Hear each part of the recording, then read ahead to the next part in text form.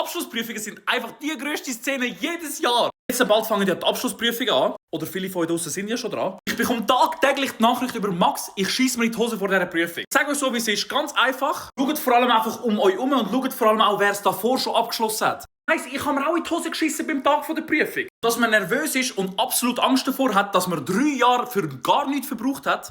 Ich würde lügen, wenn ich würde sagen, ich hätte das nicht gehabt. Nochmal zurück zum Satz.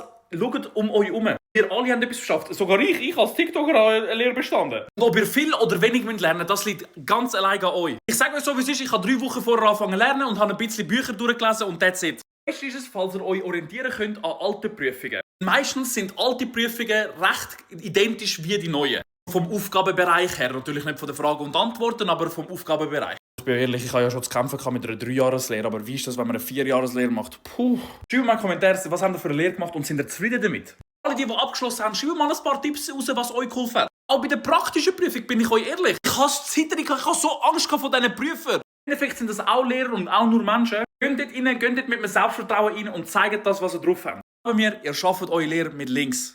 An jeden Einzelnen da draussen. Das Wichtigste ist, glaubt an euch selber. Schickt das Video jemandem, der jetzt bald in die Abschlussprüfung muss.